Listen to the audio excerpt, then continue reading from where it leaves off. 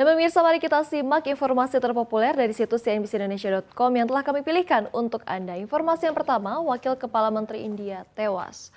Wakil Kepala Menteri Negara Bagian Maharashtra, India, Ajit Pawar tewas dalam kecelakaan pesawat charteran. Pesawat yang ditumpanginya jatuh dan terbakar saat dalam perjalanan menuju wilayah basis politik keluarganya.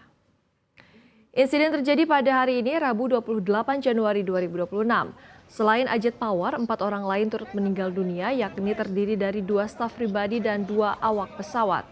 Direktorat Jenderal Penerbangan Sipil India menegaskan tidak ada korban selamat. Ajit Pawar saat itu dalam perjalanan dari Mumbai menuju Baramati sekitar 250 km dari ibu kota keuangan India tersebut. Baramati dikenal sebagai basis kuat keluarga Pawar sekaligus tujuan kampanye menjelang pemilihan pemerintahan lokal. Menurut laporan media setempat, pesawat sempat mencoba melakukan pendaratan darurat sebelum akhirnya jatuh. Hingga saat ini penyebab kecelakaan belum diungkap. Otoritas penerbangan menyatakan penyelidikan lanjutan akan dilakukan untuk mengungkap kronologi dan faktor jatuhnya pesawat yang merenggut salah satu tokoh paling berpengaruh di Maharashtra.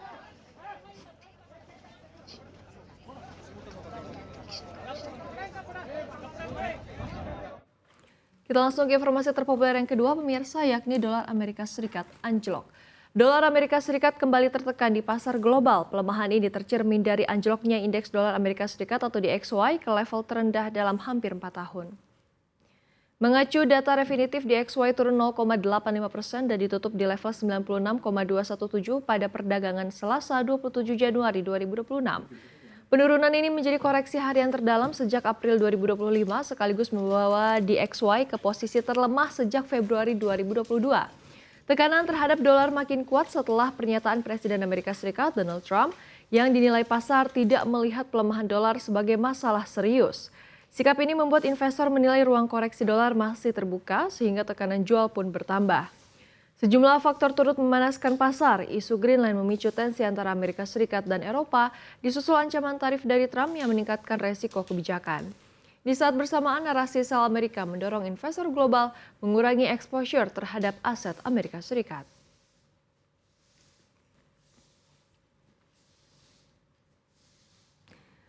Dan informasi terpopuler yang ketiga, sekutu Amerika Serikat dihimpit China dan Rusia.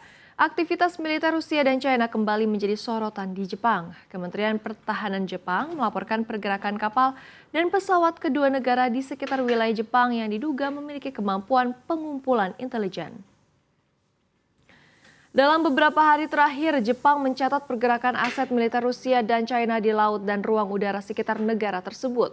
Langkah ini dinilai sebagai bagian dari pola rutin kedua negara untuk menunjukkan kehadiran dan kekuatan militer di kawasan. Kantor Staf Gabungan Kementerian Pertahanan Jepang melaporkan sebuah kapal mata-mata Rusia Karelia memasuki Laut Jepang melalui Selat Tsushima sebelum beroperasi di sekitar pulau-pulau terpencil di barat daya Jepang selama hampir 2 pekan.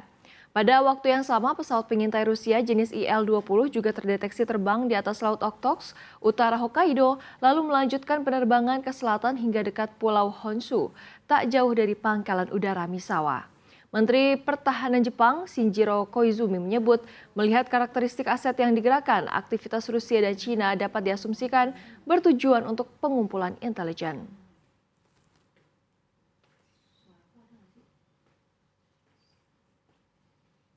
Dan kini kita ke informasi terpopuler yang terakhir.